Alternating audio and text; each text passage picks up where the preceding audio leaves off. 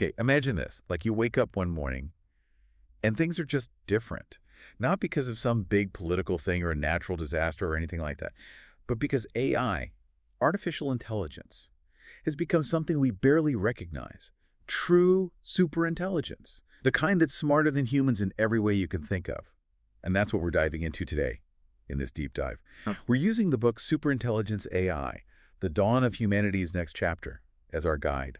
You guys have sent in some really interesting excerpts from it. And we're going to unpack all of that and figure out what it all means for you.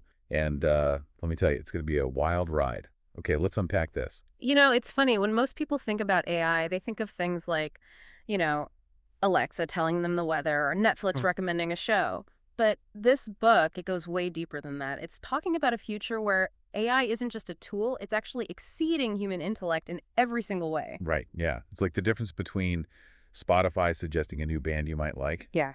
and AI composing an entire new genre of music that completely changes how we think about music. Exactly. That's a perfect analogy. And, you know, one of the core ideas in the book is this shift from what they call narrow AI, which is what we have right now, to general intelligence. It's kind of like how humans develop, right? A kid starts with basic math, then they move on to algebra, and then maybe some of them even end up tackling theoretical physics. AI is on a similar path, going from doing very specific tasks to having a much broader, deeper understanding of, well, everything. Well, hold on a second. So you're saying that instead of just having AI help doctors diagnose diseases, we're talking about AI creating whole new medical models, maybe even discovering diseases we don't even know about yet. That's pretty mind-blowing. Exactly. Imagine AI modeling the Earth's climate so accurately that it can not only predict climate disasters, but actually come up with solutions to the climate crisis. Solutions that we haven't even thought of. You know, the book actually talks about this fascinating example of an AI-powered weather prediction model in China. It was able to predict a catastrophic flood with 90% accuracy, and that saved countless lives. That kind of predictive power, if we can apply it to other fields, well, it could be revolutionary. Oh, yeah, I remember reading about that flood. It's incredible that AI was already playing such a big role. Mm-hmm. But going back to this idea of general intelligence, it feels like we're entering completely uncharted territory. Like, how do we even begin to prepare for a world where AI is just that much smarter than us in every way? Well, that's where the book gets really interesting. You see, it points out that AI isn't some sudden alien invasion. The way AI is evolving actually mirrors humanity's own search for knowledge throughout history. Every single major tech advancement, the wheel, writing, the printing press, the internet, people were scared of all of them at first. There was resistance. But then we adapted, we integrated it into our lives, and ultimately we benefited from it. AI, it's really just the next chapter in that story. Okay, I see what you mean. It's like when cars started replacing horses, people freaked out, but then they got used to it, and suddenly everybody was driving around. Exactly. And this time, we might have to adapt even more. The book argues that understanding AI, it's not just for tech people anymore. It's becoming as important as, you know, basic literacy or knowing how to manage your finances. We're all going to need to understand AI at least a little bit to navigate this new world. So it's not just about learning how to code, right? It's about understanding what AI actually, how it works, and how it's going to affect our lives every day. Starting to see why you called this book dense. Yeah, it definitely makes you think. And one of the things that really stood out to me was how the book focuses on AI transforming everyday routines, like everything from healthcare to education. For example, it talks about AI tutors that can adapt to each student's learning style. Imagine that, getting rid of standardized tests and having AI figure out exactly what you need to learn and the best way for you to learn it. I mean, that would revolutionize education. Well, yeah. Going from standardized tests to personalized AI learning, that would be incredible. Right? And then in healthcare, the book talks about AI systems that can diagnose diseases with crazy accuracy. But not only that, they can also create personalized treatment plans based on your genes and your lifestyle. It's like a future where healthcare is proactive, preventative, and super precise. That sounds amazing. Yeah. Especially with how complicated healthcare can be right now. Yeah. But I have to ask, what about the human side of all of this? Are we all going to be interacting with robots instead of doctors and teachers? That's a common worry, but it's a misconception. One of the key takeaways from the book is that AI isn't necessarily replacing us, it's augmenting us. It's about making us better. It's not humans versus robots. It's humans with robots. Okay, phew, that's a relief. But still, I can't help but wonder, what happens to all our jobs when AI can do so much? That's a valid question, and the book doesn't shy away from it. It says that, yes, some jobs will definitely be automated, especially jobs that are very repetitive or predictable. But AI is also going to create brand new jobs and industries, things we can't even imagine right now. So it's less about jobs disappearing and more about the kinds of jobs changing. Exactly. And the book really emphasizes that the key to thriving in this AI-powered world is going to be adaptability and being willing to constantly learn new skills. It's about figuring out what those uniquely human skills are that AI can't replicate. Things like creativity, critical thinking, emotional intelligence, and, really complex problem solving. It sounds like we're all going to have to become lifelong learners if we want to keep up with all this AI stuff. Yeah, absolutely. And you know what? That brings us to another really interesting part of the book. It's where it dives into the potential risks of superintelligent AI. And it's not just about jobs. It's about the bigger societal and ethical questions. Okay, yeah, let's talk about that. What kind of risks are we talking about here? Well, one of the biggest concerns the book highlights is the question of control. As AI becomes more and more powerful and sophisticated, how do we make sure it stays aligned with our values and our goals as humans? How do we prevent it from becoming, well, something we can't control? It's a scary thought. It's like straight out of a sci-fi movie where the robots take over. Yeah, but the book takes a more, I guess you could say, nuanced approach. It says that the key is to shape AI development from the beginning. We have to make sure AI is designed with human values and ethics at its core. It's about building in safeguards and figuring out how to govern AI so we can prevent these unintended consequences. So it's not about stopping AI altogether. It's more about steering it in the right direction. Exactly. And that's why the book emphasizes things like transparency and accountability and establishing ethical frameworks for AI development. It's about ensuring that the people making decisions about AI, they're doing it with the best interests of humanity in mind. That makes sense. It sounds like we all need to be way more informed and engaged in this whole conversation if we want to make sure that happens. Absolutely. And that's where the book's focus on solutions and proactive steps comes in. It's not just about pointing out the risks. It's about empowering us to shape a future where AI is a force for good. And that's what we'll be diving into next. It's really easy to get caught up in all the what ifs and the potential downsides of this whole superintelligence thing. But like you said, the book also offers solutions, right? It feels like we've been walking a tightrope, and now I finally want to hear about the safety net.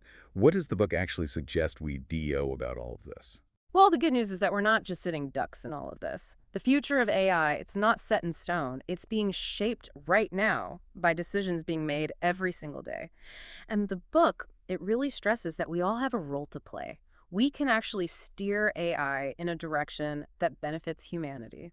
That's really reassuring to hear. I got to admit, I was starting to feel a little overwhelmed by it all. So where do we even begin? Well, the book talks a lot about something called AI literacy, and it Yeah. makes a really good point. It's not enough to just leave all this AI stuff to the tech experts anymore. Understanding the basics of AI, like what it is, how it works, hmm the potential benefits, A&D, the risks, it's becoming as important as, managing your money or taking care of your health. It's knowledge we all need to navigate this new world. AI literacy for everyone, huh? I like that. So it's not about everybody becoming a coder. It's about having enough knowledge to understand what's going on, ask the right questions, and even stand up for ourselves in a world that's becoming more and more AI-driven. I remember that example from the book, the one where an AI hiring system was accidentally discriminating against women, all because of biases in the data it was trained on. That kind of thing really makes AI literacy feel super important. Exactly. And that's a perfect example of why it's so crucial for everyone to understand how these AI systems actually work. We got to be able to spot those biases and call them out. And, the book's actually really helpful in that regard. It has a whole section with tons of resources, like organizations, websites, even podcasts, Yeah. all focused on AI ethics, research, and education. So it's like building our own AI curriculum, starting with the basics and then exploring whatever interests us the most, whether it's AI in healthcare or art or music, whatever we're passionate about. Exactly. And you know what else is super helpful? Connecting with other people who are interested in AI. Look for local meetups, workshops, even just online forums where people are talking about these things. It's a great way to learn from different perspectives, share what you've learned, and realize that you're not alone in trying to figure all this out. I think that's a really important point Yeah. because it can feel really overwhelming. Yeah. Like, what can one person actually DO about all this? But finding those communities, having those conversations, that feels like a concrete step that anyone can take. Absolutely. And building on that, one of the most impactful things you can do is become an advocate for responsible AI. Talk to your friends, family, colleagues, share what you're learning, spark conversations about AI and its impact. The more people who understand it, the better equipped we'll be to shape its future. It's like going from individual learning to collective action, right? Creating a ripple effect. Exactly. Mhm. And speaking of collective action, the book also emphasizes the importance of AI governance. Basically, creating rules, regulations, and ethical frameworks that guide how AI is developed and used. Right, because without some kind of oversight, it's easy to imagine things going wrong. We need to make sure that AI is developed ethically and responsibly, and that it benefits all of humanity, not just a select few. I completely agree. And this is where individual actions can actually make a real difference. The book encourages readers to reach out to their elected officials, share their concerns, their hopes for AI's future, advocate for policies that prioritize ethical AI development, transparency, accountability. It's about making sure our values are reflected in the decisions being made about AI. So it's not just about understanding AI, it's also about using our voices and our votes Yes. to actually shape AI policy, making Mhm. sure we have a say in how this technology is governed. Mhm. Did the book give any specific examples of how this AI governance could work? Oh, yeah, definitely. It talks about some really interesting concepts like AI alignment. Basically, making sure that AI systems are designed to reflect our values and goals as a society. It even mentions specific technical approaches like value-sensitive design, Mm. where ethical considerations are baked into the development process right from the start, instead of just being an afterthought. That makes a lot of sense. It's like building ethics into the very foundation of AI Yeah. rather than trying to add it on later. But that sounds incredibly difficult to actually pull off. It definitely has its challenges, but the book argues that it's crucial. It even talks about the importance of international collaboration Yeah. to establish global standards and guidelines for AI development. Because this isn't just a national issue, it's a global one. This book really covers a lot of ground. It's not just about the technology itself, it's about the human side of it, the ethical considerations, the impact on society. Exactly. And, one of the things I found most fascinating was how the book explores the evolution of human skills in an AI-driven world. It challenges us to think about what makes us different from AI.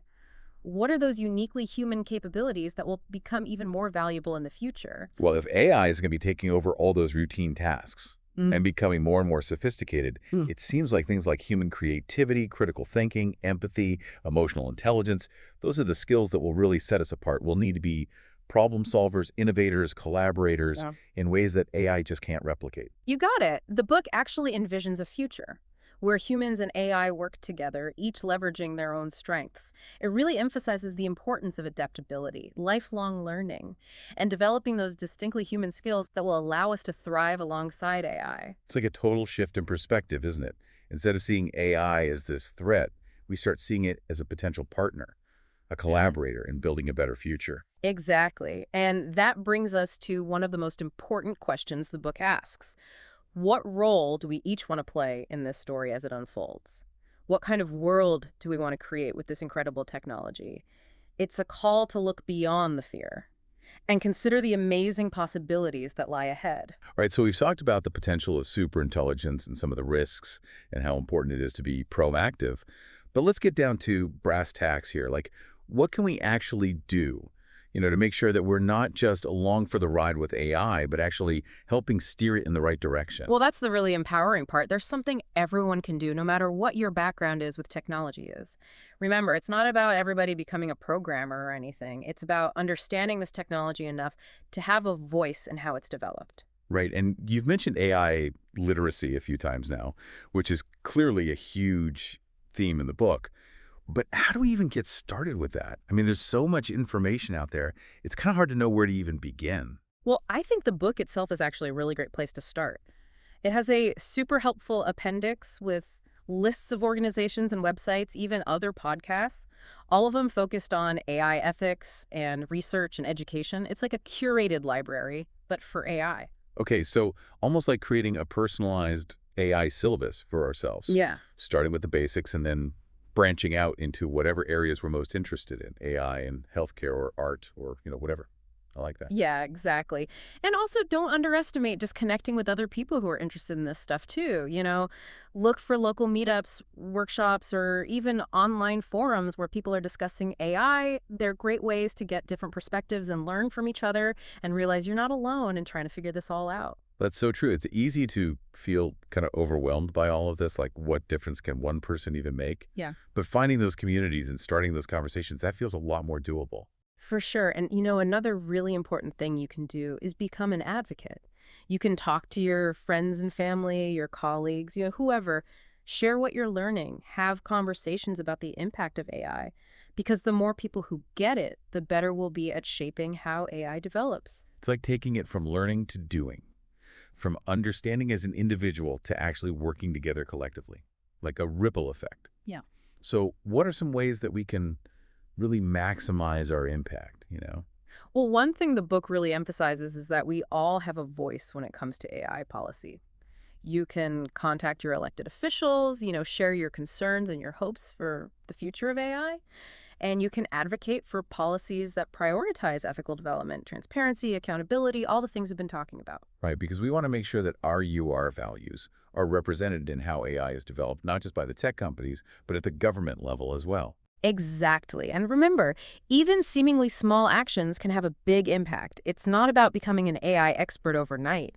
It's about taking those first steps, no matter how small, and joining a movement that's shaping the future of this incredibly powerful technology. Throughout this whole deep dive, I just keep thinking back to that quote from the book, that the future of AI is not predetermined, but rather the result of countless decisions. And it's both like kind of scary, but also really empowering at the same time. Yeah, that's really the crux of it. We have this amazing opportunity and responsibility to actively shape the future of AI. So the question is, what role do you want to play in making sure that future benefits all of humanity? This deep dive has been so eye-opening. I really hope our listeners are feeling more empowered than overwhelmed by everything we've talked about. I know it's a lot of process, but understanding AI is becoming less of an option and more of a necessity if we want to navigate the world ahead. And the best part is, the learning and engaging doesn't have to stop here. There are tons of resources available, communities to join, conversations to be had. This is really just the beginning of what's going to be an ongoing conversation about one of the most transformative technologies in human history. It's definitely a conversation worth having. Thanks for joining us on this deep dive into Superintelligent AI, the dawn of humanity's next chapter. And remember, the future is not something that just happens to us. It's something we create.